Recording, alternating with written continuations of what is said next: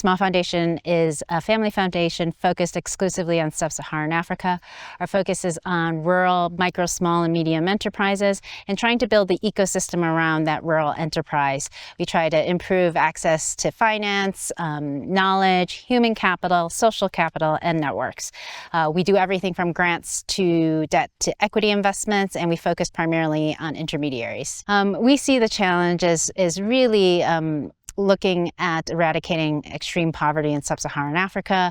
We see rural enterprises as the engine for growing the economies in rural areas and taking people out of poverty. And we really see the power of different local institutions around the rural enterprises as the key factor to driving that growth. Yeah, and they face a myriad of challenges. And one of the things that we've learned over time is that you can't focus just on one area, like access to finance. You need to be really building the ecosystem around them to find support in kind of learning and training, getting access to talent, access to more knowledge. So we try to really look at all those different things and how we can work with others in the ecosystem to solve those problems. So not only do we try to invest in individual kind of transactions with intermediaries, but we try to build networks around all those different organizations so that they can learn from each other, coordinate, but also kind of continue to grow that local ecosystem of highly talented people who are doing incredibly impactful things. The Small Foundation has a strategy to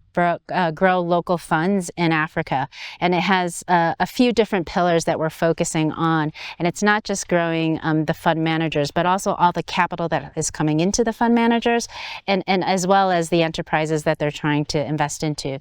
So we are kind of coordinating with a range of funders, investors, both local institutional investors as well as international investors, to try to scale more capital into the funds.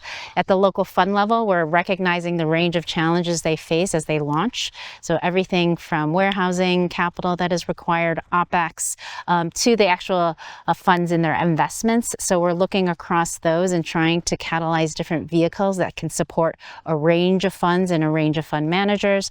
And then, of course, with the Collaborative for Frontier Finance, we are looking to actually allow the local fund managers and the local fund space to be able to communicate what they need, to learn from each other, but also to advocate for all the different kind of challenges that they want to overcome. So Small Foundation actually, from looking at how long it takes for fund managers to raise capital, normally it takes 3 to 4 years to raise their first fund. So, and they often need to build a track record, but also need money to keep the lights on and to hire a team. So we are starting to support a few facilities that not only provide warehousing, which is, investment capital so that they can make some of their first transactions to provide a proof of concept for their fund, but also to provide them with some OpEx so that they have runway to get to their first close. They can start building that pipeline, hiring a team, and also go on roadshows to meet investors. And the evolution of Collaborative for Frontier Finance has been amazing to see, because the power of the peers and the peer learning has allowed the fund managers to kind of overcome some of the initial challenges that they face and learn from each other's mistakes so that they're not all doing the same thing, but also to share how they're engaging with LPs or other investors. So for us, that power of that peer network to really support learning, and also just kind of the moral support amongst the fund managers, because it's a hard road to get to your first close. And I think that supportive structure is important to kind of continue to allow fund managers to go on that journey, especially in, the current times with everything happening geopolitically. It becomes more important that there's a pool of local capital that is investing into these investment managers. If you look historically, 90% of funding going into funds in Africa has been from DFIs. So that's international capital that carries with it also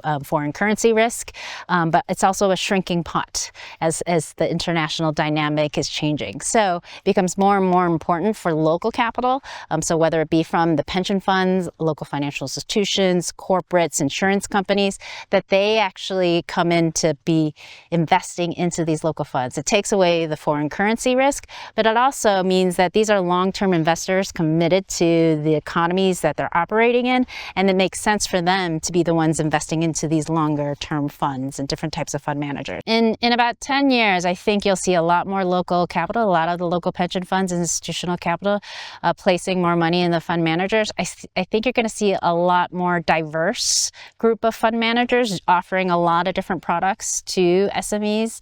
And I also think you're going to have, hopefully, a more mature sector that's training younger fund managers. So, more mature fund managers teaching newer fund managers that are coming up.